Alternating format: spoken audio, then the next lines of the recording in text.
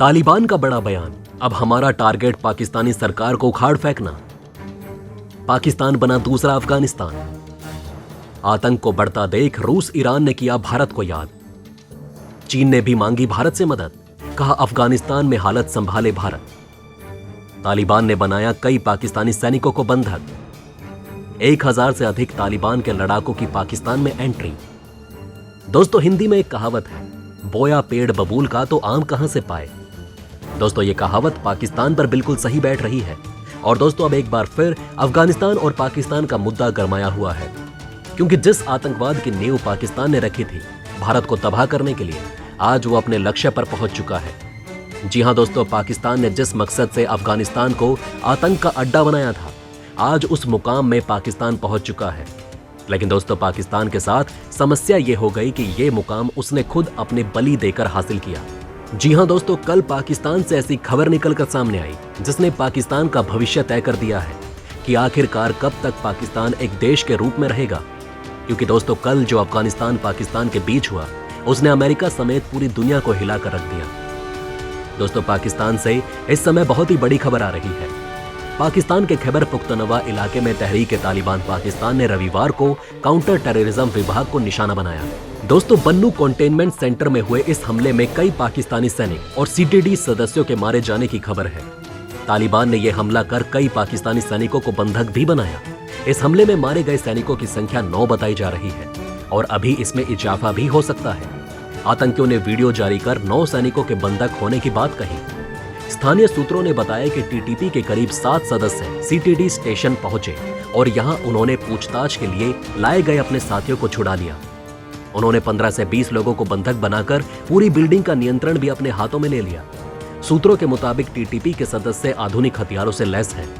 वहीं दूसरी ओर उन्होंने सीटीडी मुख्यालय से एक वीडियो भी जारी किया। इसमें कहा गया कि सूबेदार मेजर खुर्शीद अकरम के साथ 8 सैनिकों को बंधक बनाया गया है। उन्होंने अपने लिए अफगानिस्तान जाने का रास्ता साफ करने की मांग की है। मुख्यालय की सभी टेलीफोन लाइनों को काट दिया गया। दोस्तों, पाकिस्तानी मीडिया के मुताबिक तालिबानी आतंकियों ने लोगों के बीच पर्चे बांटकर सरिया कानून को मानने की चेतावनी दी है। उन्होंने लोगों से कहा कि अगर उनकी मुखबरी की तो उनके लिए अच्छा नहीं होगा। सूत्रों ने CNN न्यूज 18 को बताया कि 15 दिसंबर को टीटीपी आतंकियों और पाकिस्तानी फौज के बीच एक बार फिर विवाद हुआ। आतंकियों ने पाकिस्तानी फौज पर मोटार और मशीन गन से हमला किया। यह हमला चमन इलाके में हुआ। इस हमले में कई आम नागरिक और बच्चे घायल हो गए। खाली हो रहे चमन सीमा के इलाके। जी हां दोस्तों, यह घटना उस वक्त हुई जब अमेरिका की सेंट्रल कमांड के कमांडर पाकिस्तानी फौज के मुख्यालय का दौरा कर रहे थे। उन्होंने पाकिस्तान के चीफ आर्मी स्टाफ जनरल असीम मुनीर से मुलाकात की। बताया जा रहा है कि स्थानीय प्रशासन अब चमन सीमा के इलाके को खाली करा रहा है। अफगानिस्तान ने पाकिस्तान के बड़े इलाके में मोटार दागकर नुकसान पहुंचाया है। 1000 से ज्यादा लड़ाकू पाकिस्तान रवाना। दोस्तों, जिस तरह से पाकिस्तान के उत्तरी आदिवासी इलाके में जहां जनजातीय लोग रहते हैं, यानी कि खैबर पुख्तनवा में तहरीक तालिबान पाकिस्तानी आतंकी संगठन को वहां के आम लोगों का और अफगानिस्तान के तालिबानी आतंकी संगठन का पूरा समर्थन प्राप्त है। और कहा तो यह भी जा रहा है कि जिस तरह से अफगानिस्तान पर तालिबानियों ने कब्जा किया, अपने हजारों की तादाद में तालिबानी लड़ाकों के साथ, अब उसी तरह पाकिस्तान के ऊपर हमला करने की भी तैयारी कर रहे हैं। दोस्तों, सबसे बड़ी बात तो यह है कि पाकिस्तान की आधी से ज्यादा जनसंख्या जाहिल है और वो सरिया कानून को सही मानते हैं। और यही कारण है कि कई बार पाकिस्तान की मस्जिदों में देखा गया है कि वहां कोई भी लोग बंदूक लेकर बैठ जाते हैं और सरिया कानून को लागू करवाने के लिए सरकार से मांग करते हैं। लेकिन दोस्तों, जिस तरह से पाकिस्तान में सरकार बहुत कमजोर है और आर्थिक रूप से हालात खराब है, उसको देखते हुए लगता है कि पाकिस्तान भी अब दूसरा अफगानिस्तान बनने वाला है।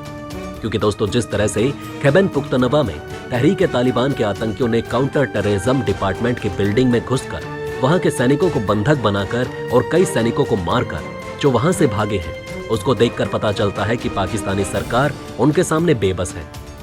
अब दोस्तों, इन सब को एक बार फिर मध्य एशिया में अफगानिस्तान में आतंकवाद और पाकिस्तान में तहरीक तालिबान के बढ़ते आतंक ने एक बार फिर भारत को एंट्री करने पर मजबूर कर दिया।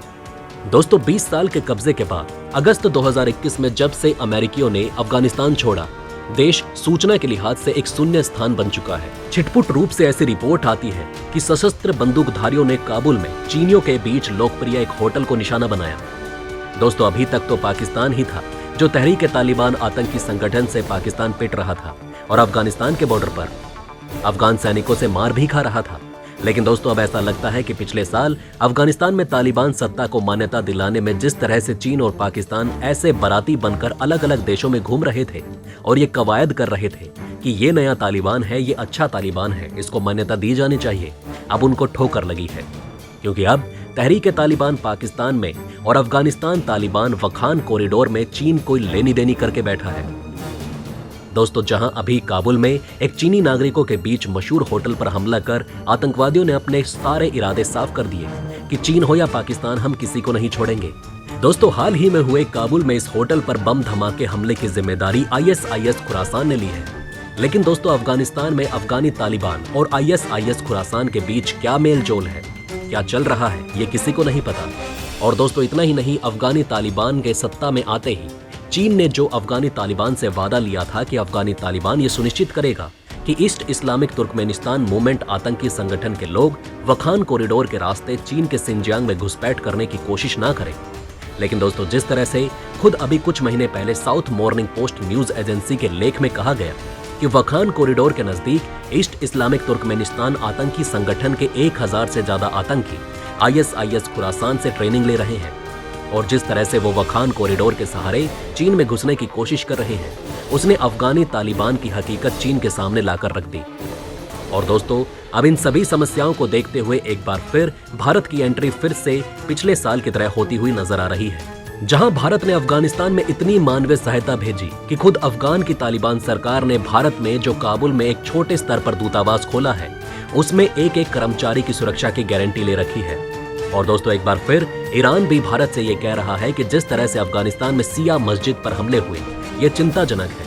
और दोस्तों इसी तरह पिछले साल जिस तरह भारत के NSA चीफ अजीत डोभाल से रूस से लेकर अमेरिका और ब्रिटेन के NSA चीफ मिलने आए थे और उसके बाद चीन के राजदूत भी मिले, जहां उन्होंने भारत से अफगानिस्तान के संदर्भ में राय मांगी थी और भारत के कामों की प्रशंसा की, उसी तरह अब एक बार फिर अफगानिस्तान में स्थितियां हाथ से निकल रही हैं और पाकिस्तान का हाल देखकर, जिसने खुद तालिबान को स्थापित किया, ये देख चीन और अमेरिका के होश उड़ चुके हैं और रूस जो युद्ध में व्यस्त है, वो ये नहीं चाहता कि इस समय वो रूस में कोई आतंकी हमला होता देखे। ऐसे में दोस्तों एक बार फिर, क्योंकि भारत के अफगान लोगों में बहुत अच्छी इज्जत है और भारत का एक एहसान है अफगान लोगों पर, उसको देखते हुए एक बार फिर भारत से चीन और अमेरिका ये कह रहे हैं कि कूटनीतिक स्तर पर और अन्य माध्यमों से हस्तक्षेप कर भारत मध्य एशिया में शांति बहाल करे।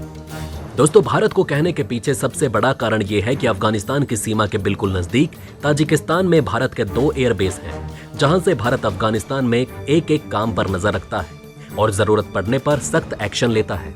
बहरहाल दोस्तों इस वीडियो में बस इतना ही। वैसे आपका इन खबरों के बारे में क्या कहना है, हमें कमेंट में जरूर बताएं।